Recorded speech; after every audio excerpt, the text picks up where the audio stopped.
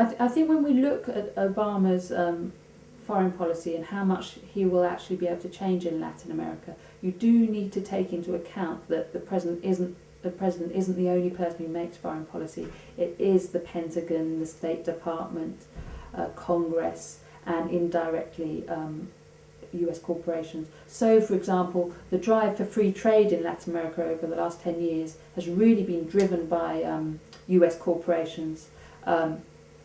Why? Because US companies need to compete with cheap imports coming from China in the US market, so they want to produce goods cheaply in maquiladoras, assembly plants in Mexico and increasingly Central America, which they can then send back to the US duty free, and these cheaply produced goods can compete with Chinese imports.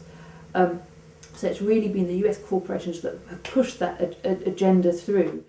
George Bush alienated almost all Latin American governments. They were opposed to the war in Iraq. They were the secret rendition flights, torture on Guantanamo Bay, and Latin America, more than any other region in the world, has borne the brunt of US intervention. So they want the hegemonic power to the north to abide by international standards. And they were also, they felt that George Bush, many people in the George Bush administration basically paid little attention to Latin America except to sort of paint it as a weak flank on the war on terror.